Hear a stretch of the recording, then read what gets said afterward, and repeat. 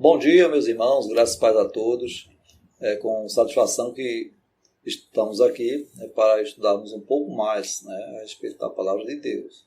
Hoje nós vamos abordar o livro de Zacarias, são duas lições em uma, e vamos falar um pouquinho sobre ele. Zacarias, irmãos, ele nasceu na Babilônia, e estava entre o remanescente que retornou a Judá no ano de 538 a.C., sob a liderança de Zorobabel e de Josué, como também foi contemporâneo do profeta Ageu. E durante o reinado de Ciro, 50 mil judeus, mais ou menos, retornaram para Judá, para Jerusalém, para a reconstrução do templo. Judá, hoje conhecida como a Palestina, e a Babilônia, conhecida como o Iraque. E a reconstrução do templo se concretizou no ano 516 depois de Cristo. E o livro de Zacarias ele tem duas divisões, do capítulo 1 ao versículo 7 e do capítulo 8 ao capítulo 14, que é a divisão que adota o autor da nossa lição, embora hajam outras divisões de outros estudiosos, mas a gente vai ficar com aquilo que está sendo posto aqui. Ok? Muito bem, irmãos. O livro de Zacarias, no primeiro capítulo, no versículo 1 ao versículo 6, ele já traz uma advertência de Deus, uma convocação de Deus ao arrependimento. E Deus já está falando ao povo ali, aquelas pessoas que retornaram, que se arrependessem, para que não fizessem como fizeram os seus antepassados, que apesar da grande idolatria e da grande quantidade de pecados que eles haviam cometido, eles não se arrependeram. E por conta disso eles foram parar no exílio, foram para a Babilônia, e aí a gente sabe da história. E Deus traz a primeira advertência, a primeira orientação de Deus através de Zacarias é exatamente essa, arrependimento, para que eles não caíssem nos mesmos problemas, aquele ciclo vicioso que caracterizava o povo de Israel.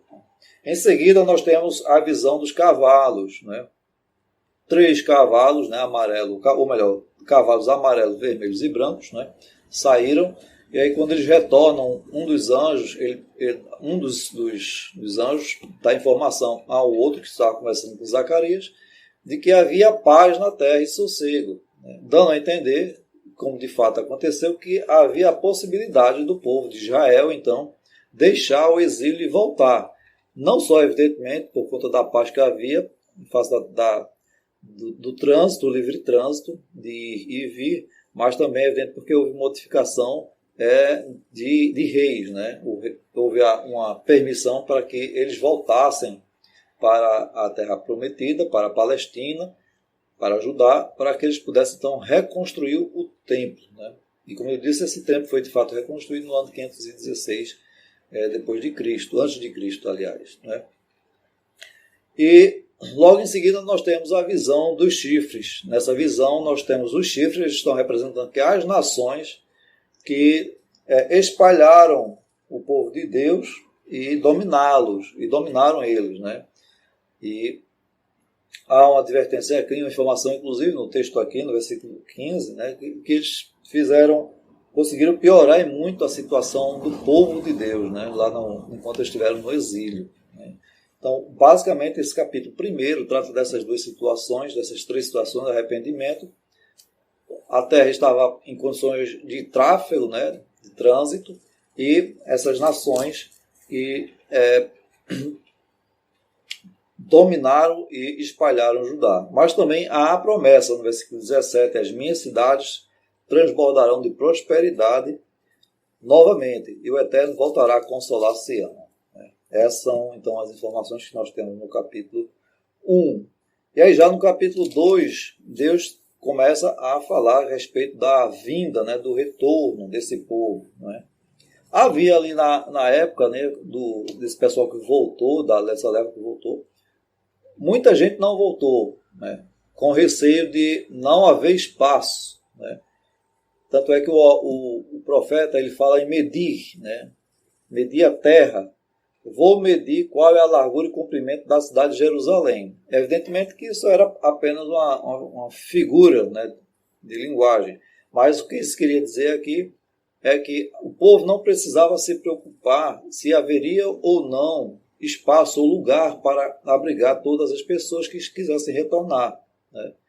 Mas o fato é que muita gente estava preocupada porque não havia muro de proteção, não havia uma perspectiva talvez de espaço na visão deles, né? Mas aí Deus, né, através do profeta Zacarias, vai dizer o seguinte no versículo 5: porquanto eis que Yahvé assegura, eu mesmo serei um muro de fogo ao seu redor e serei a glória no meio da cidade. Então aqui tem Deus afirmando ao povo que aquela preocupação não deveria existir no meio deles, né? Porque Deus seria o seu muro, seria a sua proteção, né?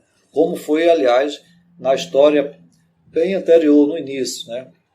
Deus de Abraão, Deus de Isaac, Deus de Jacó estavam com eles e estariam também agora com esse povo que estaria retornando para fazer a reconstrução do templo. No capítulo 3, irmãos, nós temos a visão das vestes sacerdotais, né? E esta passagem fala especificamente, né, da restauração do sacerdócio real. Como não havia templo, né, e eles não tinham um templo específico para cultuar, né, a Deus, então essa função estava, vamos dizer assim, meio que stand-by. E a partir da reconstrução do templo, então a necessidade dessa atividade sacerdotal extremamente importante na vida religiosa, espiritual do povo de Israel, o sacerdote então iria ser restabelecida, né? E nós temos então a preocupação, uma advertência de Deus, né, para o sacerdote, né, de que ele, né, no versículo 4, Deus vai dizer, então o anjo ordenou aos que estavam diante dele, tirai-lhe as vestes impuras, e disse a Josué, vê, eis que eu tirei de ti o teu pecado, e te vesti com roupas de grande nobreza. Né? Dando a entender, o que a gente percebe, né, evidentemente, é que o sacerdote ele precisa estar limpo, né, de alma, de corpo, sem pecados, né, para que ele pudesse, nessa condição de limpo, também oferecer os sacrifícios a Deus em favor, pelo povo, intercedendo pelo povo, e também os pecar individualmente pela população de forma individual. Então, mas eles precisavam ter essa purificação.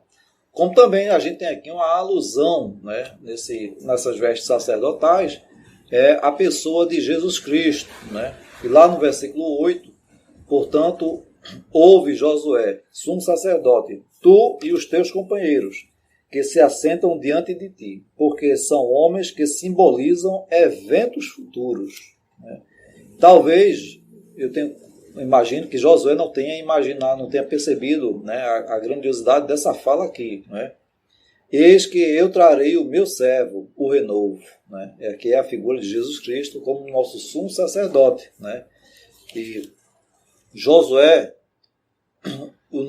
ele tem, na verdade, Jesus, tem na tradução, né, seria Josué em hebraico, não é? E aí a gente tem essa importante figura, né, no culto, na religião hebraica e também para nós hoje, Jesus Cristo como nosso sumo sacerdote. Ok, irmãos? Ainda nessa questão cultica, né, nós vamos ter a visão do candelabro. A terceira visão, meus irmãos, é a do candelabro, né? O candelabro era um objeto genuinamente judaico, né, que foi criado, né, para estar lá no Santo dos Santos, né? E traz como representação do cosmos, né, tanto visível quanto invisível, né? Do mundo tanto visível quanto do mundo invisível, como também da árvore da vida, né? Que é a representação do próprio Deus, né?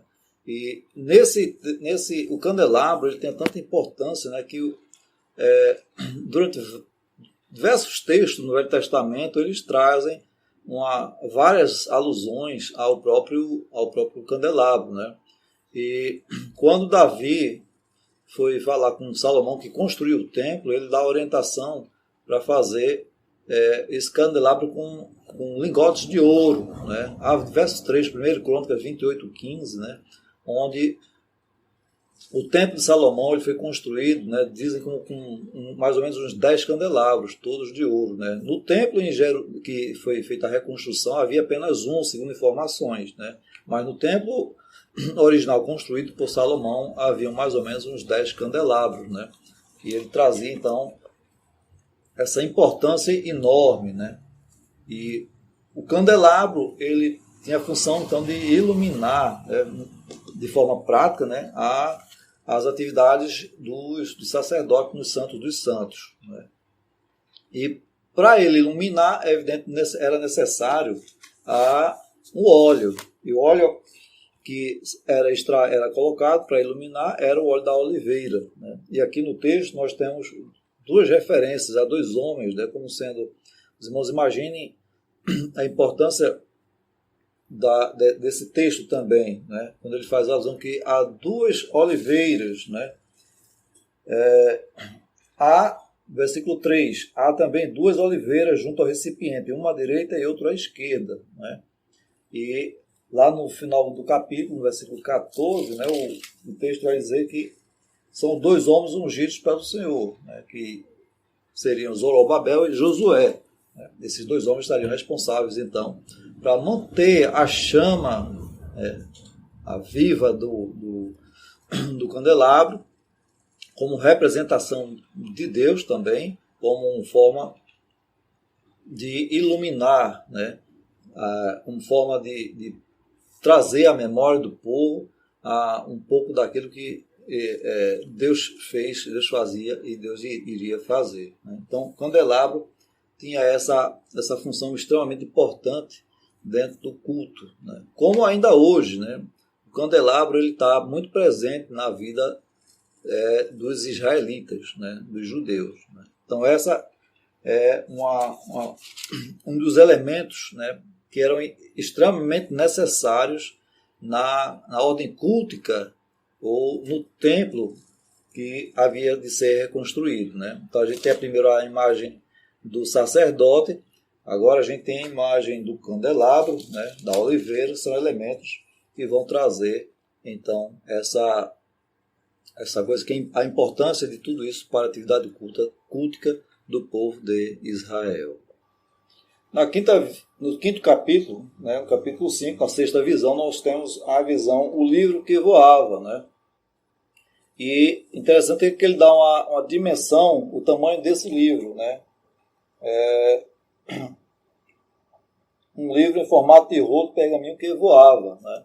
E o interessante das dimensões desse livro que voava é que ele tem a mesma dimensão, o mesmo tamanho, né, das portas, né, do pórtico lá do Templo de Salomão, né? Ou seja, onde era lida a palavra, né? Era o mesmo tamanho do pórtico do Templo de Salomão, onde devia ser lida ao povo, né, as mensagens. E o interessante é que a mensagem que ele vai trazer, esse livro, é contra aqueles que iam falar falsamente o povo e aqueles que roubassem, né? Então, essas duas advertências contra esses dois tipos de pecados. Porque, na verdade, não é apenas esses dois tipos de pecados, né? Mas todo pecado contra o próximo, né? Falar falsamente, né? Jurar falsamente, né? E aqui também a gente tem uma alusão a muitas pessoas que retornaram, né?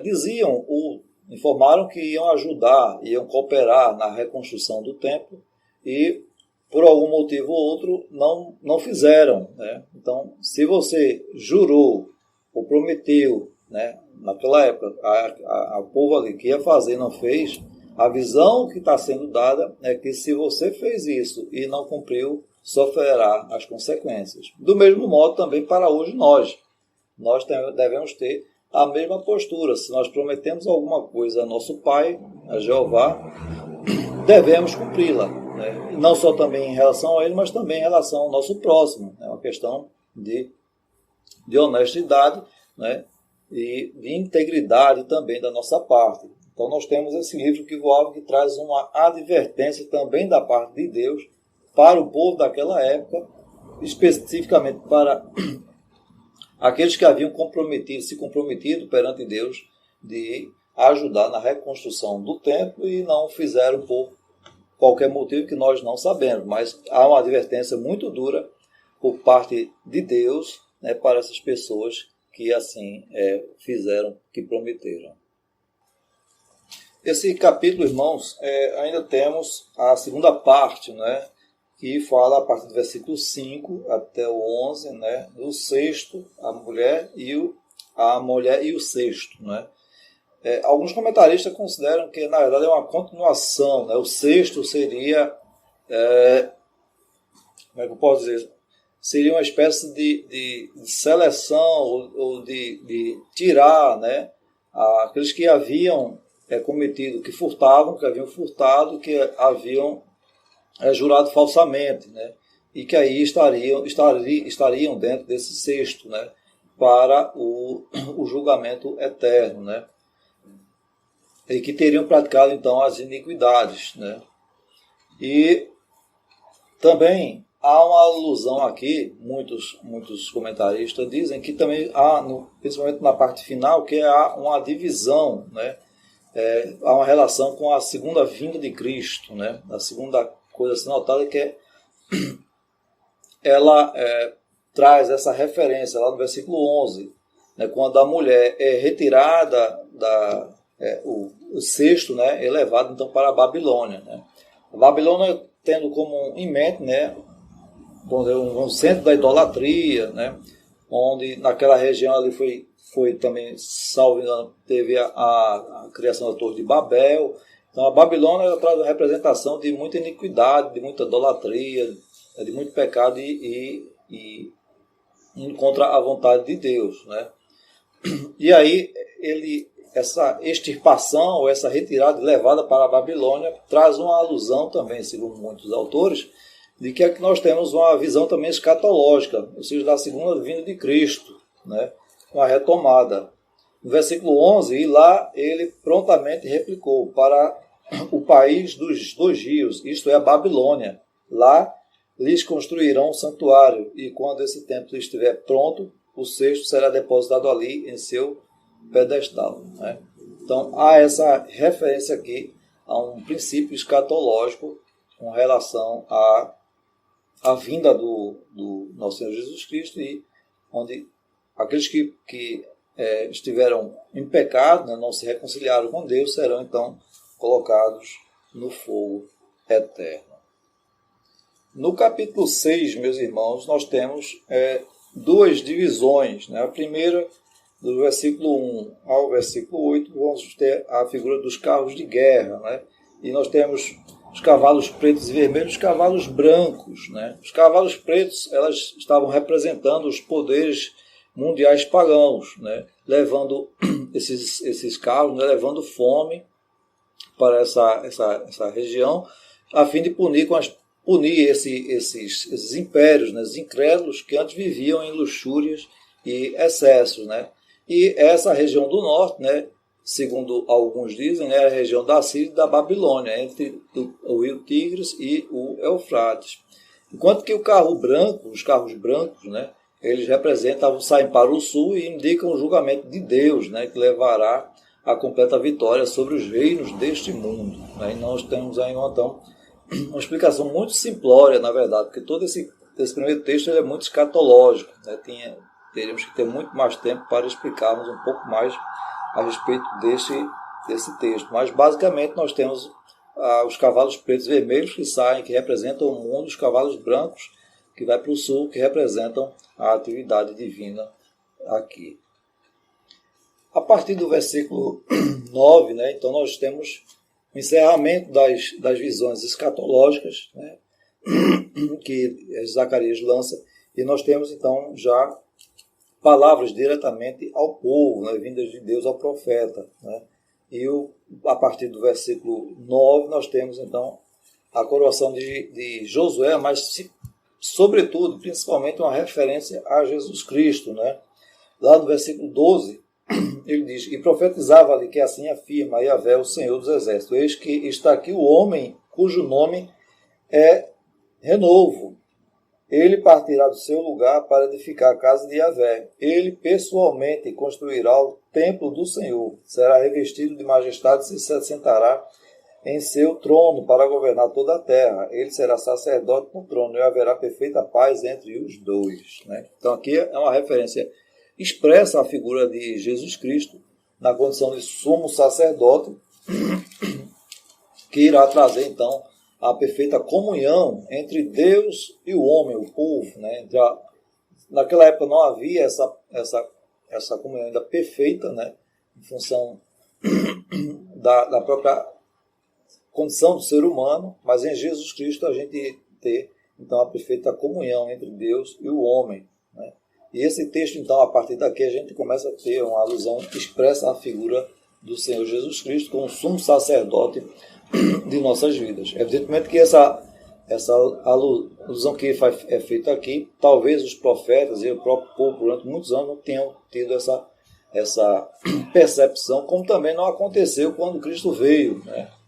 Muitos judeus não aceitaram Jesus como o filho dele, como sendo o renovo de Jeová para o povo. No capítulo 7, meus irmãos, nós temos uma mudança, né, de conversa. Né? A gente deixa, como eu falei, aquela parte escatológica e agora vem para umas questões mais práticas. Né?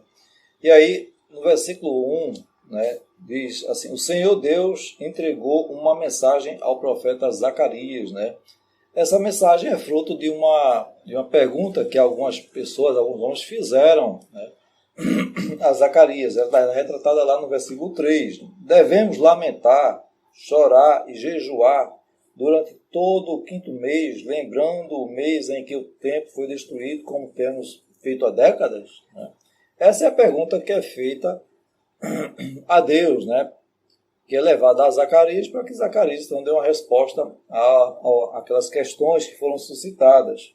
E aí no capítulo 4, versículo 4, vem então a pergunta, a resposta de Yahvé, dizendo: questiona todo o povo desta terra ao sacerdote: quando jejuaste e planteaste no 5º mês, no 7º mês, durante esses 70 anos, foi de fato para mim que jejuaste? Então, todo esse tempo que eles estiveram lá, de fato, eles vamos dizer, a maioria do povo judeu, não jejuou. E não...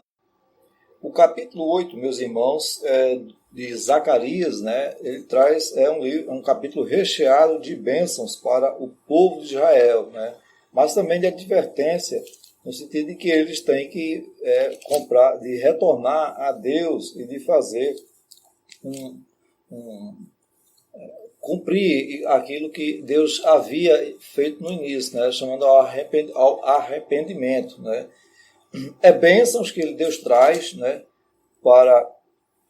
com o povo de Israel. E também interessante é que o zelo que Deus tinha para com o povo dele. Né? No versículo 2, partezinha final, ele diz: estou me consumindo de ciúme por ela. Né? Estou retornando para Sião e tabernacularei no centro de Jerusalém. Então Jerusalém será chamada por todas de cidade verdade, e o monte de Yahvé dos exércitos será conhecido como um monte sagrado. Né? Lá na frente, no versículo 6, ainda que tudo isso pareça impossível para o remanescente deste povo, naquele tempo, todavia será impossível para mim, afirma Yahvé, o Senhor dos exércitos. Né? Então, Jeová traz aqui nesse capítulo 8, na verdade, um grande alento e uma mensagem de muita confiança para o povo de Israel, né? Principalmente naquela situação que eles estavam, né? Porque eles estavam ainda vivendo um período de adaptação, de reconstrução, não só do templo, mas da própria cidade. E ainda haviam aqueles incrédulos, né? Aqueles judeus que não acreditavam que houvesse a possibilidade de assim fazer. Né? E Deus vai afirmar lá no versículo 15, né?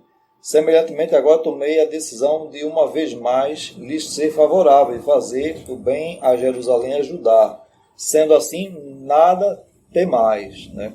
E aí ele vai pedir para que o povo efetivamente arregasse as mangas, né, os braços, né, e comece a trabalhar, ter braços fortes para tomar conta e botar a construção do templo em andamento, né, para que o templo efetivamente fosse edificado, já que o templo representava